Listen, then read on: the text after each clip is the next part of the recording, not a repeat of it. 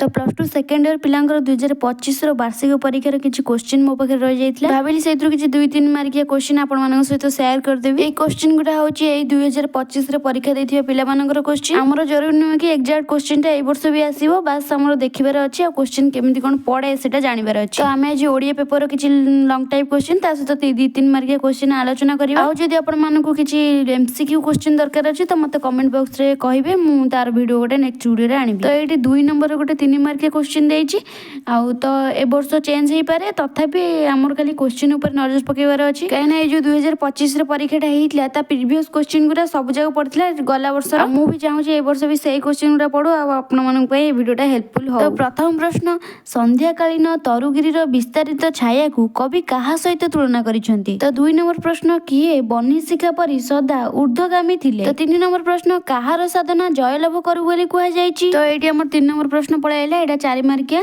तो एथरू केतेटा कौन करिया पड़िबो बोधे 2टी करिया पड़िबो। तो चलतु क्वेश्चन टा कौन दिएछि टी पढ़दवा। कवि और कवितार नाम लेखि प्रत्येक को 40 ରୁ 50 शब्द बा 2टी लेखाए वाक्य रे जे कोनोसी 2टी प्रश्नर उत्तर दियो।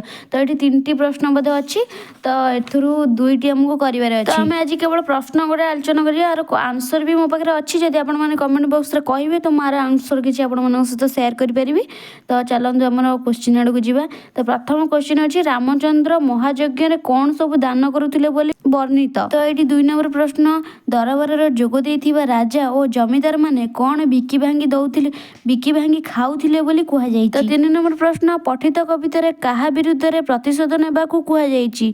तो ये 3टी प्रश्न हमर कवर हो गला आ भितर 2टा करिवार अछि। तापर हम आलोचना करिबा 4 नंबर प्रश्न सेटा देथिला 40 ରୁ 50 शब्द भितर लेखिया पई एटा 60 ରୁ 80 शब्द भितर लेखिया को देछि टिके कष्ट होई पारे आपण माने 50 ରୁ 60 भितर शब्द भी लिखिथिले मार्क मिलि जिवो। तो प्रश्न कोन देछि टिके पढ़दवा।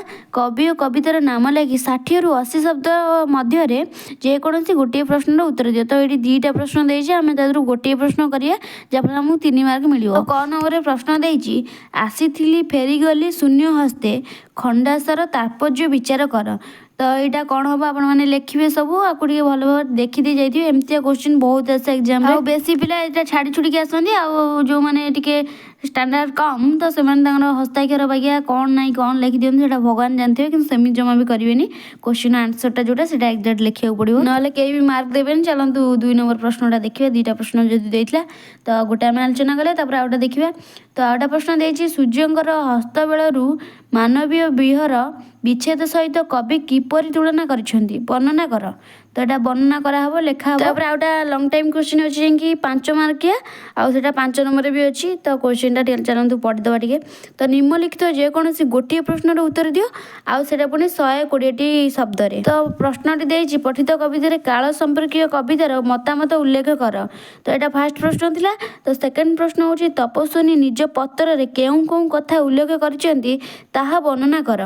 तो ये आम 7 नंबर को पलि आसले। तो 7 नंबर प्रश्न देछि निम्नलिखित प्रश्नर उत्तर गोटे लेखिया वाक्यर उत्तर दियो। तो यहाँ 3 मार्किया अच्छी गोटे लेखिया वाक्यर उत्तर दिया जमी फास्ट प्रश्नटा थिला 2 नंबर ना कौन।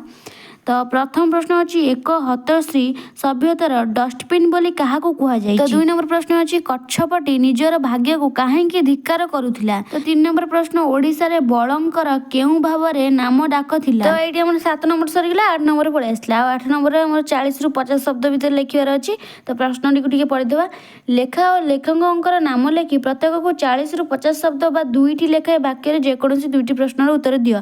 तो ये पिला भूल करती कौन लेखक और लेखार ना लिखती आई 40-50 भितर जहाँ मन को आसे लिखि दिखती। तो सहीटा जमा भी बिल्कुल लिखे। तो जोटा आंसर देछि और जेमिति कहिछि दबापई लिखियापई सेटा सेमिति ही लिखिबे। तो हमर प्रथम प्रश्न अछि कलिकता धुआं पत्रर नाम बालेश्वरी बोली काहेकि कुआ जाइछि। तो 2 नंबर प्रश्न केउं कथा रायबहादुरଙ୍କ चरम पराजय घोषणा करुथिला। तो 3 नंबर प्रश्न हंस जुगल कच्छपर मनोरंजन पई कौन करुथिले। तो ये आमर नेक्स्ट 9 नंबर प्रश्न पढ़ाई यहाँ 3 मार्किया आदि बोधे 2टा करिया पड़ो कि कौन देखे ना गोटे करिया पड़ो।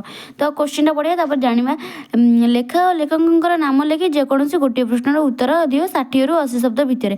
तो यहाँ भी से गोटे करिया पड़ो 2टा प्रश्न देछि। तो प्रथम प्रश्न देछि बनारस रे काहेकि संध्या हुए नाही बोली गाल्पिक कहिसंती।